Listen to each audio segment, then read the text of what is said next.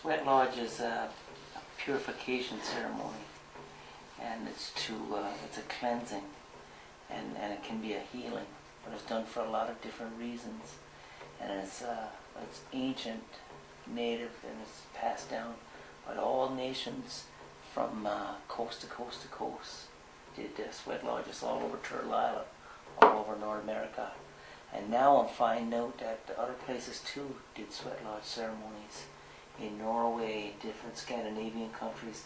I talked to a Russian guy in Atipalo in Gold River, Nova Scotia this year, and he told me that they did sweat lodges in Russia.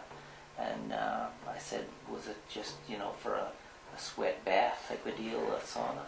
He said, no, there was prayers and singing in it. So even though years and years ago the continents were separated, there was still similarities between the people and a connection through sweat lodge. But the common thing is it's all about healing people that come there, but also the group of people inside that pray for their community. They're healing their family, their friends, their community, and sometimes even if they're strong enough. Host John, where the heck are you guys? Come on out here. The 40 you guys want to see it? Inside and outside. All It's right. from the inside that you're cleansing, because you're breathing that Tony sacred Bear, breath. a.k.a. That steam is Miwa the Nation, sacred breath. a.k.a. Ladies.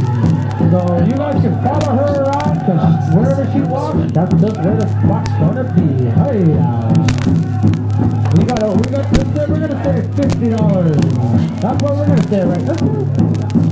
When you come out of there, it's like you're reborn with nothing else holding you back.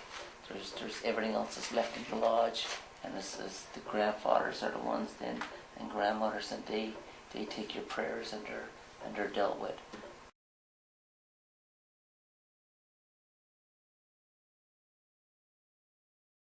We cut probably 24, 28 long alders, and that's what we use for the frame of the sweat lodge.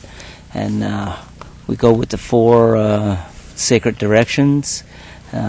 East, because this is a Mi'kmaq territory, a Mi'kmaq sweat lodge, so our door is facing east, and not all nations do it that way.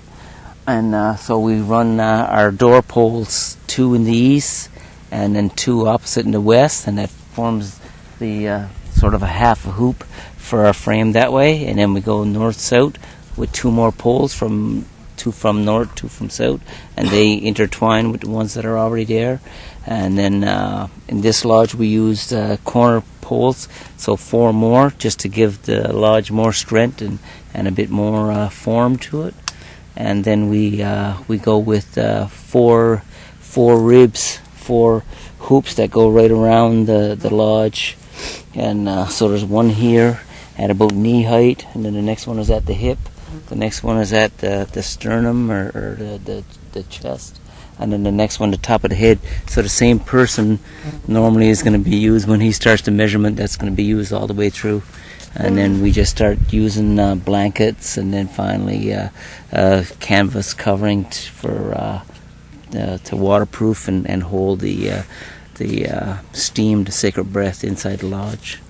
So traditionally, when there was no canvases, do you know what Mi'kmaq people would use? Yep, they would use hides. They would use caribou hides, moose hides, yeah. Probably back years ago they might have used walrus or seal even, all sewn together. Wow. When a person is known to be able to make a sweat lodge, they're normally given tobacco and asked to make a lodge. And that hole in the center is the hole that's going to hold the grandfathers, the heated rocks that are going to be placed there from the sacred fire into the lodge to give us our heat, and then the water is splashed on the rocks by the conductor to give us that steam.